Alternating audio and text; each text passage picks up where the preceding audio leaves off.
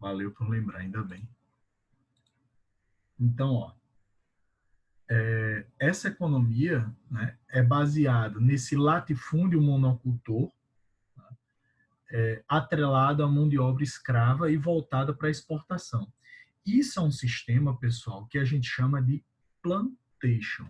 Então, toda vez que vocês ouvirem monocultura, escravista, baseado em latifúndio e voltado para a exportação, a gente está falando do sistema de plantation, certo? Então, é basicamente isso que acontece não só no Brasil, mas naquelas colônias que a gente chama de colônias de exploração, né? Que, no caso, era o Brasil uma dessas colônias ali de exploração, certo? Mas, basicamente, isso aí.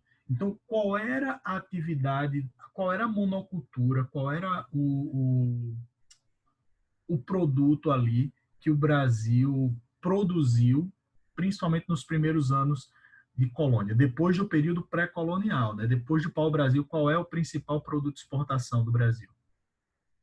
Alguém lembra? Vocês viram lá no fundamental. No período do quê? De... Cana-de-açúcar. Isso, boa. Cana-de-açúcar, né? Foi o produto que o Brasil exportou e ali durante todo o século XVI e uma boa parte do século XVII, foi a principal produção agrícola brasileira. Óbvio que não é só isso, né? Vai ter outras atividades paralelas, mas vai ser principalmente essa.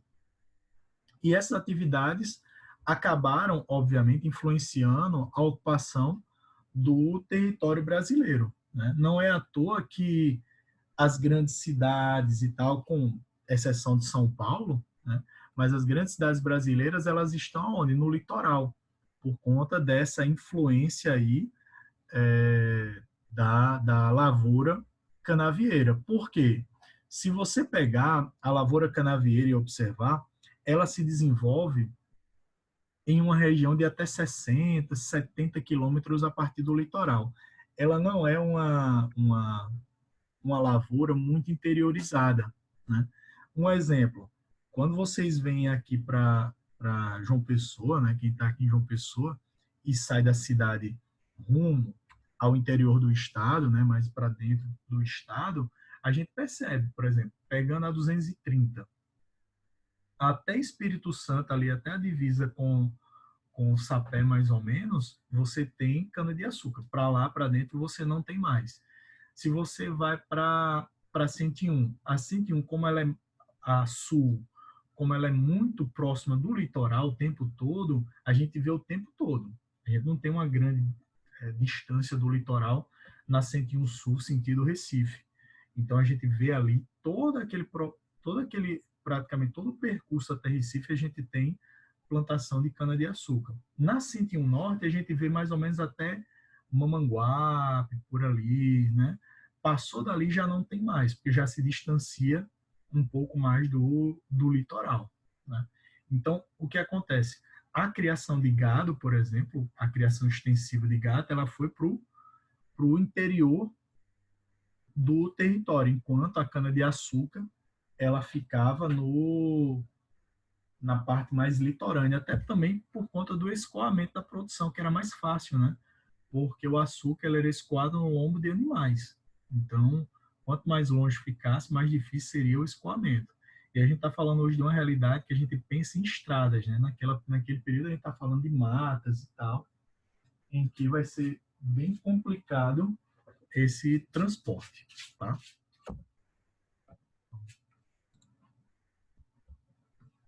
Então, ó, a lavoura canavieira, né, a cana-de-açúcar, ela é voltada para exportação.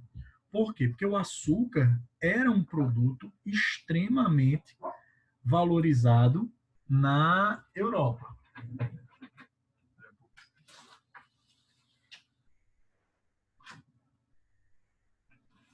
Por exemplo, durante boa parte, né, dali do mundo moderno, nessa transição aí, né, as pessoas que consumiam açúcar eram pessoas ricas, né? Não era qualquer um que poderia consumir açúcar. Então, em virtude disso, né, o, o ato de ter, por exemplo, os dentes estragados significava nobreza, né? Por quê? Porque significava que você tinha cárie, né? E cárie significava que você consumia açúcar. Portanto, ter os dentes estragados era um sinal de nobreza. Tanto que tinha gente que pintava os dentes de preto para fingir que tinha o dente estragado, né? Então veja como essa noção, né, do que é aceito socialmente, ela muda, né, com o passar do tempo. Hoje, pelo contrário, né? Hoje, se você pega uma pessoa que tem os dentes estragados, você vai ver, essa pessoa é paupérrima, né? Porque não vai nem no PSF para olhar os dentes, né? Então, a gente vê que tipo, é cada vez mais difícil, né? Então, assim, é o contrário do que acontecia na época. Então, como eu disse, durante o século XVI, a partir de 1530, até por volta de 1670, 1680, foi a principal atividade econômica da colônia. Um ponto, pessoal. A gente fala de ciclos econômicos, mas não quer dizer que, tipo, depois a gente fala do ciclo do ouro, né? Parece que, assim, muitas vezes quando a gente estuda, tipo, parou a cana, agora é ouro. O ouro agora, né, no período já imperial, é o café. E não é assim, né? Tanto que a gente tem produção de açúcar até hoje. Agora, como o açúcar ele não tem mais o lucro que ele tinha em outros períodos, ele deixa de ser tão explorado como ele tinha sido em outros períodos, né? Mas, enfim. Então, essa experiência com a lavoura canavieira, né, já tinha sido estabelecida em outros locais que os portugueses tinham colônia, certo? E a situação que existia aqui, eu sei, eu só estou relembrando, Miguel, para a gente chegar no próximo ponto, né? Porque eu estou perguntando e ninguém lembra, né? É que eu não Então, escutei, eu acho que eu tinha ido no banheiro quando o senhor tá. perguntou, mas o senhor estava falando sobre de lavouras de tabaco e algodão. Isso, exatamente, que é a coisa que vai estar paralela, né, à lavoura canavieira. E aí, o outro ponto mais importante, né, para concluir isso aí, é que os holandeses é quem vão, de fato, controlar essa produção, né, o transporte e o refino de açúcar aqui no Brasil, né? Durante a União Ibérica, isso aqui eu já falei, né? Só para comentar rapidamente, né? Que a União Ibérica, que a gente vai falar isso com mais detalhes quando for falar da política, né? Acabou proibindo a Holanda, que gerou as invasões, né? Que a gente vai falar sobre isso também com mais detalhes posteriormente, tá? Mas, né? Foi aqui que eu tinha parado, né? Para a gente continuar, né?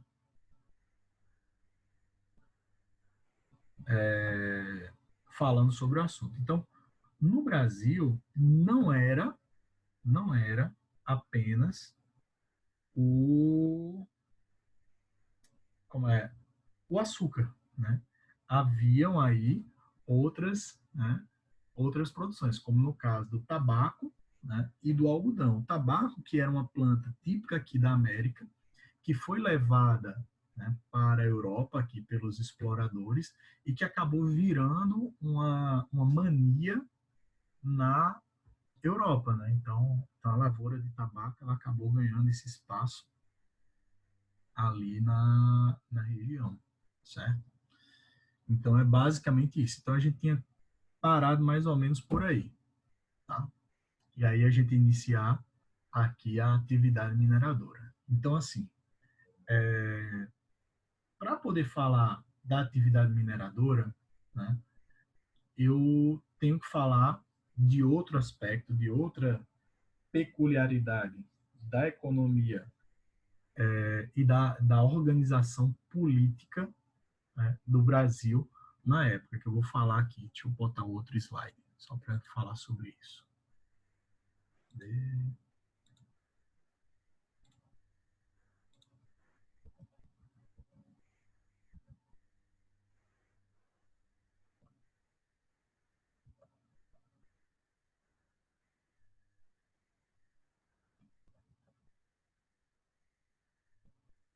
Aqui.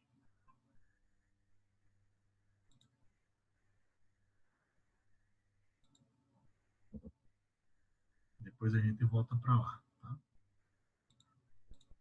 Só para falar das entradas e bandeiras. Porque o que vai acontecer com... Sem querer fechar aqui, peraí.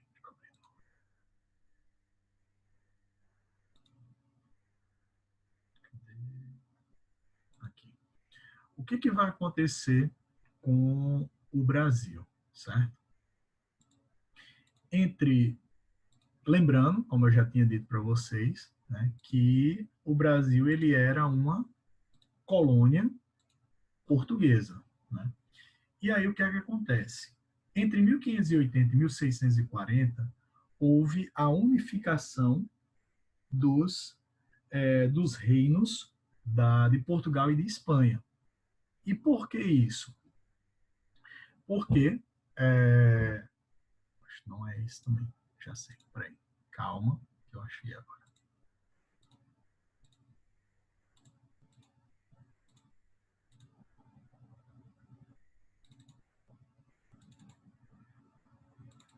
Aqui, agora sim.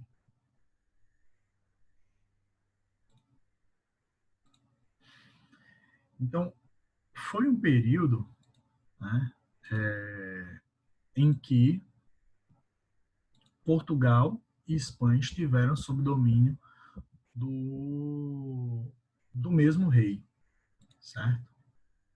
Pronto.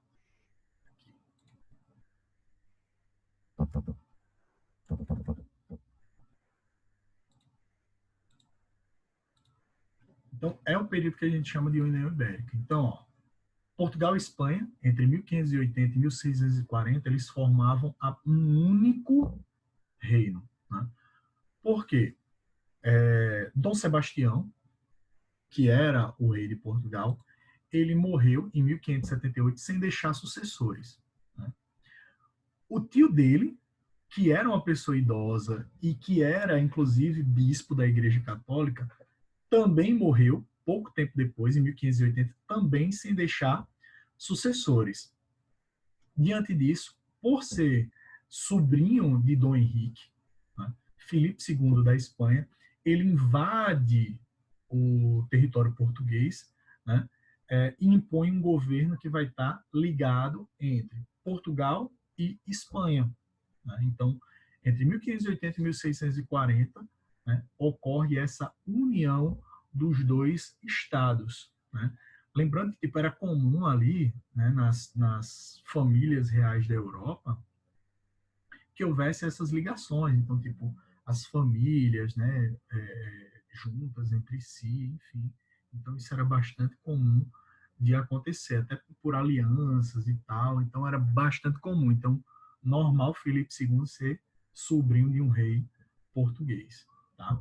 Então, tudo que era posse de Portugal passa a ser posse também da Espanha. Então, olha o que ele dominou durante esse período. Lembrando que havia o tratado lá, né, de Tordesilhas, que dividia o território aqui. Mas se Portugal, né, e Espanha estão sobre o mesmo domínio, então essa linha aqui não tem mais por que existir.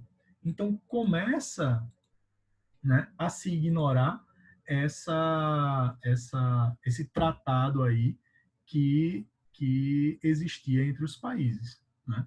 Então, ó, de acordo com essa situação, né, do domínio aí da União Ibérica, foi determinado que os órgãos, né, foram mantidos, né, portanto, a gente não tem grandes alterações administrativas aqui no Brasil, mas o Tratado de Tordesilhas ele começa a ser ultrapassado, né?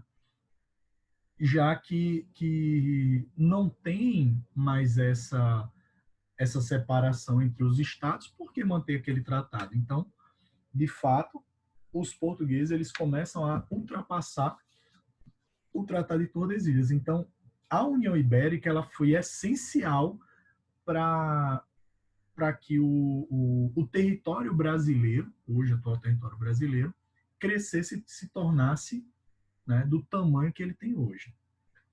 Diante disso, os inimigos da Espanha começam a invadir o Brasil, como é o caso da Holanda, né, que é um dos principais inimigos, porque a Espanha ela impediu, como eu disse a vocês, da Holanda de fazer comércio com qualquer posse, né, da Espanha. E aí, como o comércio de açúcar tinha uma grande participação holandesa, em virtude disso, eles invadem o Brasil.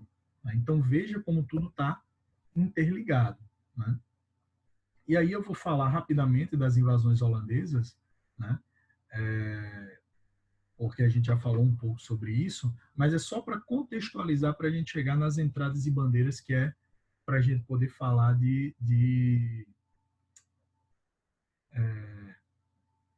da atividade mineradora. Então, para tentar acabar, né, com esse bloqueio imposto por Portugal, pela Espanha, eles tentam invadir a Bahia, como eu já tinha dito, né, fracassam, e aí em 1630 eles conseguem invadir Pernambuco, que era o local de maior produção de açúcar no mundo, né, e ficam lá durante 24 anos. Em 1655 eles foram expulsos. Maurício Nassau, né, que modernizou a cidade do Recife, como eu falei para vocês, né, todo aquele processo que se desenvolve lá, né, urbanização, que a cidade ela vai ficar semelhante ao que era na Holanda, enfim, né, liberdade de culto, então tudo isso aqui eu já falei para vocês. E a insurreição pernambucana que faz com que os holandeses sejam expulsos e que eles passam a produzir lá nas Antilhas, né? Então, ó, aqui é onde eu queria chegar. Então, ó, Portugal ele estava passando por graves problemas econômicos. Porque o açúcar brasileiro enfrentava a concorrência das Antilhas, que era um açúcar de qualidade superior de um preço mais em conta do que o brasileiro. Perdeu áreas, né, na África e no Oriente, principalmente na África, é o que vai pesar nessa situação. Por quê? Porque o continente africano dava aos portugueses um dos seus produtos mais lucrativos, se não mais lucrativo, que eram os escravos. Né? E aí isso vai gerar uma crise econômica. Né? Diante disso, a coroa portuguesa ela passou a tentar estimular a procura por metais preciosos na colônia. Era tipo, se na América, se nas possessões da Espanha, né? Sim, lembrando que isso aqui já é pós separação, né? Houve a restauração e Portugal e Espanha se separam. Então, se lá nos locais da Espanha tem metais preciosos, por que aqui não tem? Então a gente tem que procurar, né? E diante da crise econômica era uma última chance que eles tinham. E aí diante disso, né, já o Tratado de Tordesilhas já tinha sido ultrapassado, já não era mais respeitado, começa um processo de interiorização do Brasil, de exploração do território, com as chamadas entradas e bandeiras. As entradas é esse processo de interiorização promovido oficialmente pela coroa portuguesa, certo? Então, a exploração do interior do território.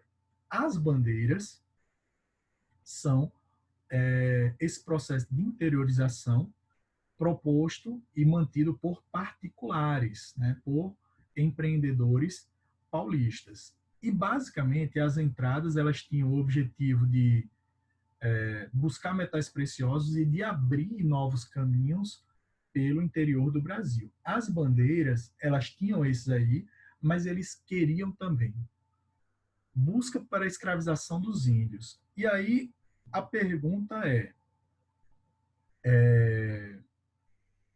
a escravização indígena ela não era proibida, então por que se fala aí sobre isso?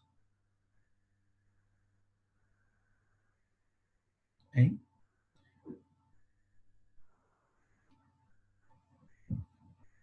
Vamos relembrar um pouco que assim, os indígenas eles poderiam ser escravizados em caso de guerra justa, ou seja, caso eles atacassem os homens brancos, né, eles poderiam ser escravizados. Isso era considerado guerra justa. Né? Então, outra coisa, né, para quais as bandeiras foram destinadas, para que houvesse o combate às revoltas indígenas, né, destruição de quilombos, não de Colombo, de quilombos, né, e principalmente procura por metais preciosos, a busca por metais preciosos. Então, é basicamente nessa estrutura que vai se manter essas entradas e bandeiras. Então, é um processo de interiorização do Brasil. Né? Então, ó, aqui nós temos o apresamento de indígenas. Né? Então, a gente tem aqui ó, né, vários grupos que vão até o norte do Brasil. Né? O sertanismo de contrato, né, que eles vão buscar o interior, e principalmente em relação a quilombos. Né? E aqui eram os limites, né, estabelecidos pelo Tratado de Tordesilhas, né? E a área de mineração que vai estar centrada aqui, né, na região de Minas Gerais e Goiás, certo? Então aqui são o nome, né, de alguns dos bandeirantes, né, que promoveram essa interiorização. A grande maioria a gente percebe que sai aqui ó, da região de São Paulo. Tem umas que saem aqui de Salvador, mas a grande maioria está aqui saindo de São Paulo. Né? E por que em São Paulo eles focavam nesse aprisionamento de indígenas? Porque como as atividades lá não eram tão lucrativas como o açúcar, então não era interessante para eles, certo? O, o uso, né, de mão de obra escrava africana, porque era muito caro. Seria o equivalente, tipo, vou pegar uma Ferrari e colocar para fazer Uber. Compensa? Não compensa, né? Então seria a mesma lógica do cara pegar um escravo e colocar numa atividade que não fosse tão lucrativa. Então por isso que eles trabalhavam muito ali com o aprisionamento de indígenas. Então, ó, esses ataques às missões, que é o seguinte, os jesuítas, eles promoviam a catequização dos indígenas, né? E diante disso eles promoviam as missões. Então eram locais onde eles se organizavam, onde eles montavam um mosteiro e tal, e eles convertiam os indígenas. E aí os indígenas eles ficavam ali próximos das missões, trabalhando para os jesuítas, tá? E eram chamados índios mansos, né? Não eram chamados índios brabos, né?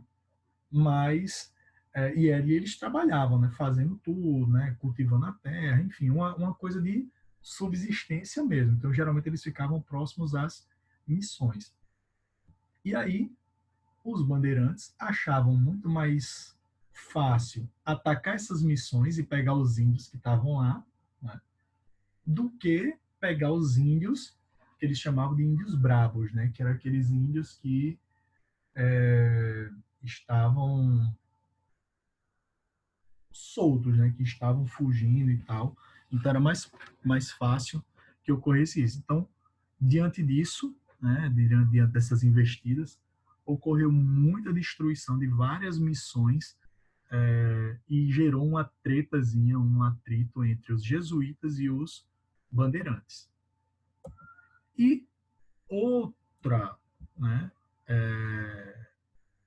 outra situação gerada pelas entradas e bandeiras foi, de fato, a exploração aurífera, ou seja, foi achar ouro, né? Então, a primeira vez que se acha ouro no Brasil foi por volta ali, do finalzinho do século XVII, né, 1695, e a partir daí começam a explorar e ocupar aquela região central do Brasil, né? Então, assim, a descoberta do ouro foi importante para que houvesse essa interiorização, né? Para que houvesse essa busca ali pelo interior do Brasil. E foi bom para o Brasil, de certo modo, porque, assim,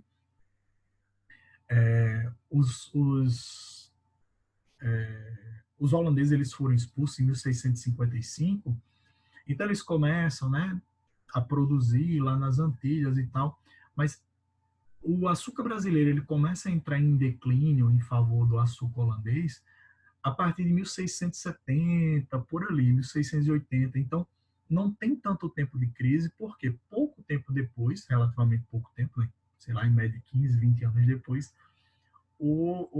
a coroa portuguesa já acha o ouro lá na região central no Brasil. Então, ouro, né, a gente está falando de uma lógica mercantilista, e o metalismo é uma das bases da economia mercantilista, certo?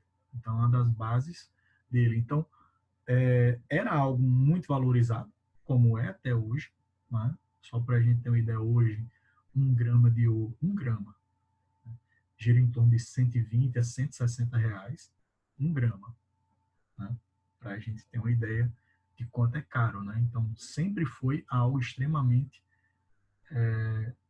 cobiçado, o ouro, né?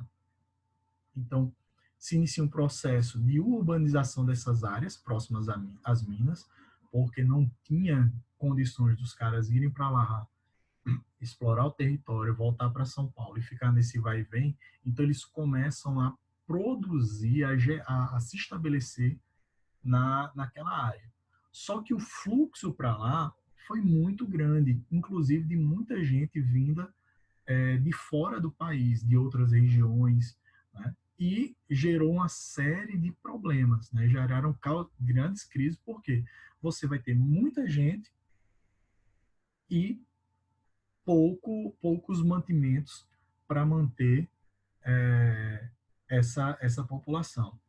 Isso Claro, faz com que, isso faz com que a quantidade de ouro também se diminua, né, na área, na nas, verdade, ainda não, ainda Miguel, não. ainda não. A diminuição da exploração do ouro só vem 100 anos depois, quando os caras estão buscando mesmo e não acham, né? Ah, Pelo nossa. contrário, aqui é um período de crescimento, né?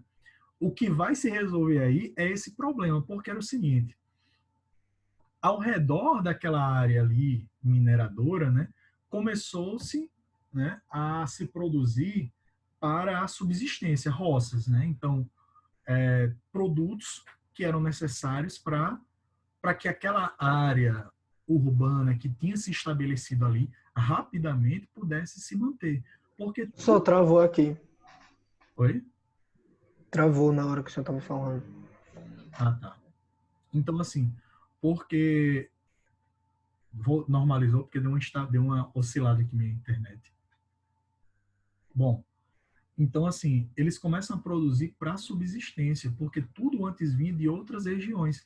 Só que não era, como é, não era o suficiente para suprir. Então, diante disso, em torno da área urbana criada para a mineração, começou-se a produzir, né, essas roças para subsistência. Então, você tinha a área mineradora e a área ao redor dela, você tinha uma série de produtos, né, plantados para a subsistência das pessoas que estavam naquela região. Como também, né, se consumia nessa região muitos produtos vindos de outras regiões da colônia, como rapadura, farinha vindo aqui do Nordeste, carne, animais e couro vindo do Sul, né? Enfim, então de outras regiões do país vão também para suprir um pouco das necessidades que havia naquela região.